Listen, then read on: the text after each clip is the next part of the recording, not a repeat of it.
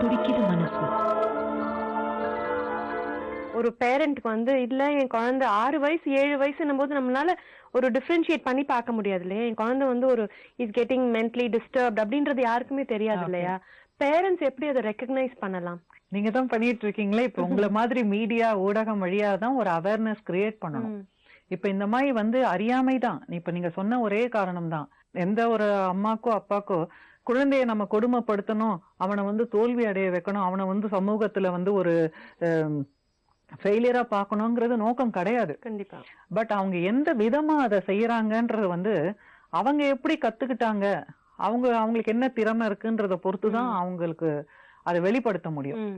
So அப்போ அவங்களோட அந்த பேரண்டிங்ன்றது வந்து அவங்களுக்கு தெரியலன்னா, செய்ய தெரியலன்னா அதுல வந்து சுட்டி காட்ட வேண்டிய அவசியம் இருக்கு. சோ இப்போ வந்து பரவலாக இப்ப இந்த கேஸ் மூலமாக இதை பாக்குறவங்க அத்தனை பேருமே உணரணும். இப்போ வந்து இவங்களை சின்ன வயசுல இருந்தே கம்பேர் பண்ணியோ கிரிட்டிசைஸ் பண்ணியோ நிச்சயமாக வளர்த்திருப்பாங்க. அவங்க வந்து 9th ஸ்டாண்டர்ட்ல படிப்புல அவ்வளவா அவங்களால ப்ரூவ் பண்ண முடியல. அப்ப சரி படிக்கிறதுக்கு இஷ்டம் இல்லைன்னா விட்டுடலாம் அப்படின்னு அவங்க விட்டுட்டாங்க. அவங்கள பர்சுவேட் பண்ணி இல்ல நீ படி, உன்னால முடியும் அப்படின்றதுக்கு யாருமே முயற்சி எடுக்கல. உன்னால முடியலையா விட்டுடுன்ற மாதிரி அவங்களுக்கு அந்த ஒரு ஆங்ஸ்ட், அந்த ஒரு குமுறல் இருந்துட்டு இருக்கு. ஏன் என்ன விட்டீங்க? இல்ல அது வந்து 9th ஸ்டாண்டர்ட்ல வந்து அவங்களுக்கு அந்த பர்சனாலிட்டி ப்ராப்ளம் ஆரம்பிச்சிருச்சு. அதனாலதான் வந்து அவங்களே she has become indifferent and ஒரு டிபெண்டன்சி ஆரம்பிச்சிருச்சு அவங்களுக்கு. சோ இப்ப வந்து பேசிக்கலா ஒரு நார்மல் மைண்ட் அப்படின்னாக்க என்னன்னா, என்னைய பத்தி எல்லாருக்கும் கவலை இருக்கணும்னு அவசியமே கிடையாது. என்னைய பத்தி எனக்கு தான் கவலை இருக்கணும். முதல்ல என்னைய பத்தி எனக்கு கவலை இல்லைன்னா மத்தவங்களுக்கு ஏன் இருக்கணும்? அதுதான் ஒரு ஹெல்தியான மைண்ட்ல இருக்கிறவங்களுக்கு புரியும். இப்போ வந்து சிக் மைண்ட் இருக்கிறவங்களுக்கு இந்த புரிதலே இருக்காது. அவங்க என்ன நினைப்பாங்க, மத்தவங்க எல்லாம் ஏன் என்ன கவனிக்கல, மத்தவங்க எல்லாம் ஏன் என்ன பத்தி கவலைப்படல, அதனால இந்த உலகமே எனக்கு விரோதமா இருக்கு, அப்படிதான் அவங்க நினைப்பாங்க. சோ அவங்களோட வாழ்க்கை அவங்க வாழறாங்கன்ற அந்த ஒரு ரியாலிட்டியா அவங்களுக்கு இருக்காது. புரியுதுங்களா உங்களுக்கு? சோ அதனால அந்த ஒரு எல்லாத்துக்குமே வந்து வெளி மனிதர்கள் தான் காரணம், சுற்றுப்புறம் தான் காரணம். தன்னுடைய நிலைமைக்கு அது ஆரம்ப காலத்துல அவங்களோட நிலைமைக்கு அவங்க ஒரு காரணமாக இருந்திருக்கலாம். ஏன்னா நம்ம சந்திக்கும் மனிதர்கள், நம்மளுக்கு நடக்கிற நிகழ்வுகள், அதன் மூலமாக நமக்கு வரக்கூடிய ஒரு அனுபவங்கள், இது 3 தான் சேர்ந்து நம்மளோட கற்றல் லேர்னிங்க வந்து வளர்க்க. அந்த லேர்னிங் வழியா தான் நம்மள புரிந்துக்கிறோம். நானாகப்பட்டவள் இப்படியானவள், என்னை சுற்றி இருக்கிறவர்கள் இப்படி ஆகப்பட்டவர்கள், அந்த மாதிரி எல்லாம் அந்த காக்னிஷன் புரிதல் வந்து நம்மளுக்கு வருது. சோ அந்த மாதிரியான நேரத்துல அந்த புரிதல் வந்து தவறா இருக்குன்னு வச்சுக்கங்களேன். சோ அது வந்து நம்மளுக்கு எந்த விதத்திலயும் பயனுள்ளதாக இல்லை. இப்ப இந்த கம்பேர் பண்றதுனால, கிரிட்டிசைஸ் பண்றதுனால இவங்களோட புரிதல் தான் கெட்டு போயிருக்கு இல்லையா? நான் வந்து நல்லவன் இல்ல, நான் வந்து தகுதியானவள் கிடையாது, அந்த மாதிரி எல்லாம் தானே வருது. சோ இத பாக்குற ஒவ்வொரு பேரண்ட்ஸும் அதை புரிஞ்சுக்கணும்.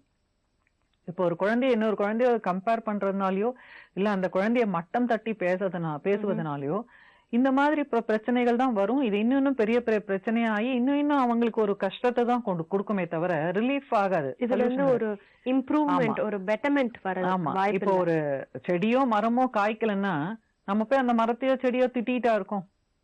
மரத்துக்கிட்டே நம்ம அனுசரணையா கருணையா இருக்கும் பொழுது ஒரு குழந்தைய நம்ம புரிஞ்சுக்கணும். அந்த குழந்தைய வந்து பர்ஃபார்ம் பண்ணல அப்படின்னா அது ஏன் யோசிக்கணும், அதை விட்டுட்டு அதை விமர்சிக்க கூடாது. எப்பவுமே விமர்சனம் பண்றதுனால நம்மளுக்கு எந்த விதமான ஆதாயமே கிடையாது. நம்ம பத்திரிகையாளர்கள் கிடையாது விமர்சிக்கிறதுக்கு இல்லையா, நம்ம பெற்றோர்கள். அதனால வந்து அடுத்தது வந்து நம்ம வந்து எல்லாருமே பொதுவா வந்து பயாலஜிக்கல் பேரண்டா தான் இருக்காங்க. வேலைக்கு சமைச்சு போட்டுட்டு அவங்களுக்கு தேவைகளை பூர்த்தி பண்ற அளவுக்கு தான் அவங்களுக்கு நேரம் இருக்கு. ஏன்னா இன்னைக்கு பொருளாதார பிரச்சனையில ஓட்டம்னே பல பேர் ஓடிட்டு இருக்காங்க. பிள்ளைகளோட உட்கார்ந்து பிள்ளைகளோட ஒரு 10 நிமிஷம் உட்கார்ந்து அவர்களோட உணர்வுகளை பகிர்ந்து கொள்றதுக்கெல்லாம் இப்போ டைம் இல்லாத போயிடுச்சு. சோ அதனால வந்து அதை தவிர்த்துட்டு சைக்கலாஜிக்கலா பேரண்டிங் பண்ணணும். சைக்கலாஜிக்கல் பேரண்டிங்ன்றது என்னன்னா அந்த உணர்வை புரிஞ்சுக்கணும். இப்போ ஒரு குழந்தை வந்து நான் அக்கா தங்க நல்லா படிக்கும் பொழுது அந்த குழந்தை வந்து முட்டை வாங்கும் போது அந்த குழந்தைக்கு மனநிலைமை எப்படி இருக்கும்? அது மனசுல வந்து வெக்கப்படுதா, அவமானப்படுதா, கோவப்படுதா? அந்த மாதிரி அதனோட ஃபீலிங் என்ன அப்படின்னு பேச வைக்கணும். சோ அந்த மாதிரி அந்த குழந்தைக்கு ஒரு பேச வாய்ப்பு எல்லாம் கொடுத்துருந்தாங்கன்னா அந்த குழந்தைக்கு வந்து ஓரளவுக்கு கோப்பிங் ஸ்கில்ஸ் வந்திருக்கும். படிப்பு இல்லைன்னா கூட வேற ஏதாவது ஒரு விதத்துல வந்து தன்னிச்சையாக இருந்து ஓரளவுக்கு அவங்க வந்து வாழ்க்கையை வாழக்கூடிய திறமை அவங்களுக்கு வந்திருக்கணும்.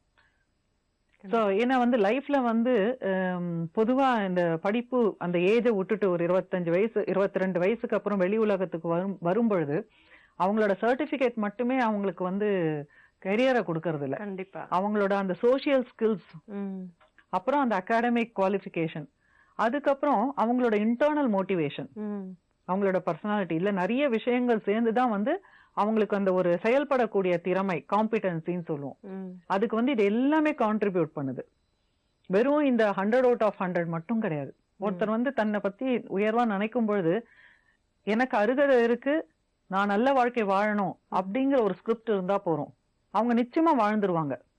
எனக்கு தகுதி இருக்கு அப்படின்னு நினைக்கிறவங்க அந்த தகுதியை அடையணுங்கிறதுக்காகவே அதை வந்து லைஃப்ல சாதிப்பாங்க. இப்ப அபிராமியை பொறுத்த வரைக்கும் நான் முதல்ல வந்து அவங்களோட சகோதரிகளை வந்து ரொம்ப பாராட்டுறேன். ஏன்னா இந்த மாதிரியான ஒரு ஃபேமிலி சப்போர்ட் வந்து ஒவ்வொருத்தருக்கும் இருந்ததுன்னா மனநோயின்றது வந்து பரவலாக தவிர்க்கலாம், பெரிதளவுல வந்து சரி பண்ணலாம். என்னதான் டாக்டர்ஸ் மருந்து கொடுத்தாலும், என்னதான் உளவியல் துறை ஆலோசகர்கள் வந்து ஆலோசனை கொடுத்தாலும், அந்த சப்போர்ட் சிஸ்டம்ங்கிறது வந்து இல்லைன்னா யாராலையுமே வந்து வெளியில வர முடியும். எப்படி ஒரு செடிக்கோ கொடிக்கோ முதல்ல அது ஊன்றி நிக்கணும் சாயில்ல, அதுக்கப்புறம் தான் என்ன ஒன்னா பண்ண முடியும். அந்த மாதிரி அந்த ஊன்றுகோலா இருக்கிறது அவங்க significant people, important people in Dhar life, அதுதான். ஸோ அந்த விதத்துல வந்து அபிராமிக்கு வந்து கூட இருக்கிற சிஸ்டர்ஸ்க்கு பெரிய ஒரு சப்போர்ட்டா அதுக்கு நான் ரொம்ப பாராட்டுதல் தெரிவிக்கிறேன். நம்பர் 2 என்னன்னா, இப்ப அவங்க வந்து மெடிகேஷன் ஆரம்பிச்சிருந்தாங்கன்னா அதை நிச்சயமாக எந்த காரணத்து கொண்டும் ஸ்டாப் பண்ணக்கூடாது. ஒரு சைக்காட்ரிக் மெடிசன் சாப்பிட்டுட்டு நிறுத்தினாக்க கோபம் ரொம்ப வரும், அக்ரெஷன் ரொம்ப ஜாஸ்தி ஆகும்.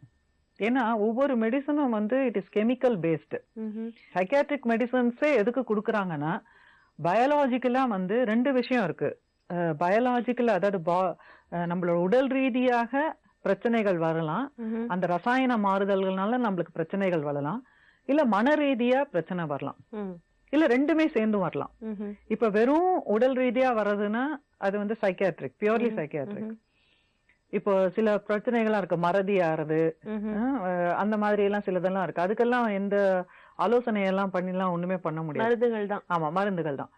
இப்போ வந்து சிலது உளவியல் துறை மட்டுமே, உளவியல் பிரச்சனையாவே இருக்கும், அதுக்கு மருந்தே தேவை கிடையாது. அவங்களுக்கு பேசி மனசு சம்பந்தப்பட்டது மட்டும்.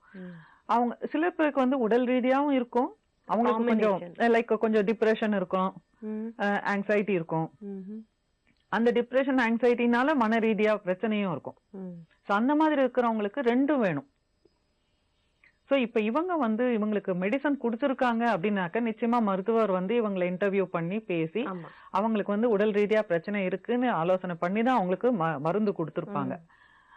அது எப்படி பண்ணிருந்தாலும் அவங்க ஒன்ஸ் மெடிசன் எடுத்திருந்தாங்கன்னா அந்த ரசாயன இது மாறுதல்களை அது ஏற்படுத்திருக்கும். சைக்காட்ரிக் ப்ராப்ளம் இல்லாம மெடிசன் எடுத்தாலும் அதை ஏற்படுத்திருக்கும், சைக்காட்ரிக் ப்ராப்ளம் இருந்து அதை எடுத்திருந்தாலும் அதை ஏற்படுத்திருக்கும். ஒண்ணு சரி பண்ணிருக்கோம், இல்ல சரி பண்ணி கொண்டு வந்திருக்கோம். அப்ப திருப்பி வந்து அவங்க ஸ்டாப் பண்ணும்போது என்ன ஆகும், அந்த இம்பேலன்ஸ் ஆகும் பொழுது அவங்க பாடி வந்து திருப்பி அது வந்து அபார்ஷன் காட்டும். ஆமா.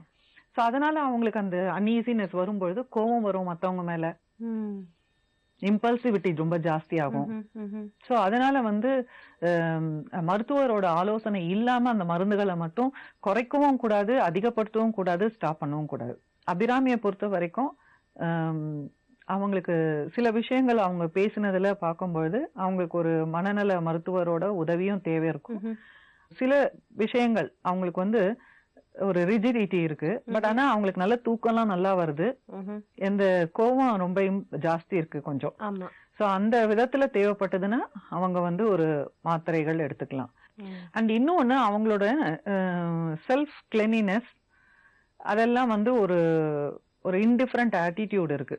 அது பர்சனாலிட்டினாலும் வரலாம், சைக்கியாட்ரிக் ப்ராப்ளம்னாலையும் வரலாம். சில சமயம் வந்து அவங்க கோவத்தை காட்டுறதுக்காகவே கூட சில பேர் வந்து குளிக்க மாட்டாங்க.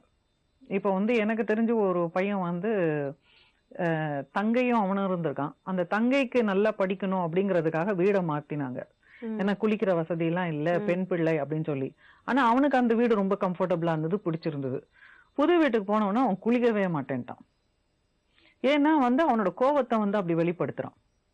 சோ இந்த மாதிரியான மக்கள் சில சமயம் அவங்க நிஜமாவே அப்படி பண்றாங்களா, இல்ல வெளியில மத்தவங்களை கோவப்படுத்துறதுக்காக பண்றாங்களா, அதெல்லாம் கொஞ்சம் பேசும் பொழுது சில சமயம் அவங்க உண்மையை சொல்லுவாங்க.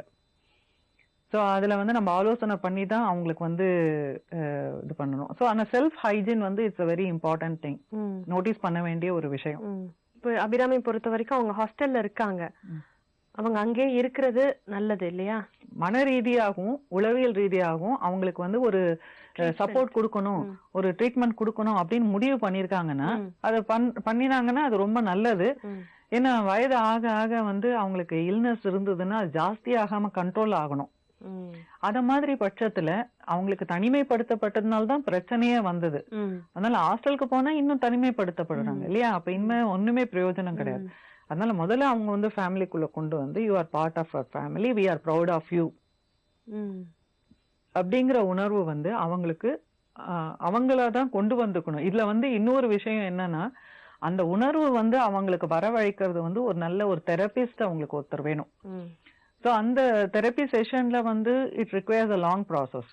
குறைஞ்சது ஒரு 6 மாசமாவது அவங்களுக்கு அந்த தெரப்பி கொடுத்தாதான் அவங்களுக்கு அந்த ஒரு தான் வாழ தகுதியானவள் அந்த ஒரு ஃபீலிங் அதே மாதிரி நம்ம என்னென்ன விஷயம் நம்ம அந்த ஒரு கொஞ்சம் சைல்டு லைக் அடமென்சி இருக்கு, டேக்கன் ஃபார் கிராண்டட் ஆட்டிடியூட் இருக்கு, மத்தவங்க தானே செய்யணும் அப்படிங்கிற மாதிரி எல்லாம் இருக்கு, ஒரு கோபம் இருக்கு, ரொம்ப கோபம் இருக்கு,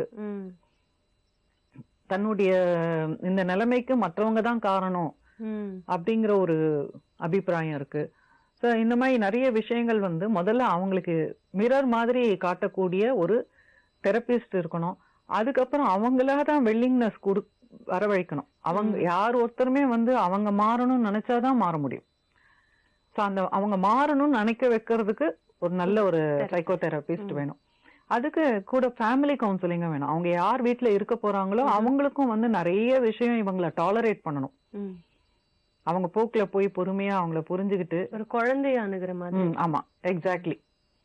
பாக்குறதுக்கு தான் அவங்க 45 வயதை தவிர அவங்க மனதுல நிறைய இருக்கிற அந்த பிரச்சனைகள்லாம் வெளில வரும்பொழுது அது ஒரு பெருந்தன்மையோட ஏற்றுக்கொண்டு அது கொஞ்சம் கஷ்டமான வேலை.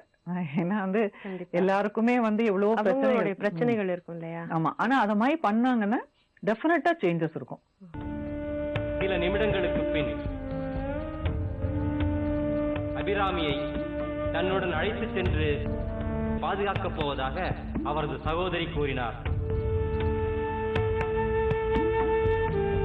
அபிராமி இயல்பான மனநிலைக்கு திரும்ப உதவியும் மனநல ஆலோசனைகளும் தருவதாக ராஜராஜேஸ்வரி உறுதியளித்தார். ஒருத்தருக்கு வாழ்க்கையில பிரச்சனைன்னு ஏற்படும் போது அது அவங்களுடைய தலையெழுத்து, நாம என்ன செய்ய முடியும்னு சாக்கு போக்கு சொல்லி பல பேர் தப்பிச்சிடுவாங்க. ஆனா இன்னைக்கு நம்ம நிகழ்ச்சிக்கு வந்திருந்த 2 அக்காமார்கள் தங்களுடைய தங்கையின் வாழ்க்கை சீரடைகிறதுக்காக ரொம்பவே பாடுபடுறாங்க. அவங்களுடைய முயற்சி வெற்றி பெற எங்களுடைய வாழ்த்துக்களை தெரிவிச்சுக்கிட்டு இன்றைய நிகழ்ச்சியை நாங்க நிறைவு செய்யறோம். மேலும் வேறு சில வாழ்க்கை கதைகளுடன் உங்களை மீண்டும் சந்திக்கிறேன். நன்றி, வணக்கம். சொல்ல துடிக்குது மனசு.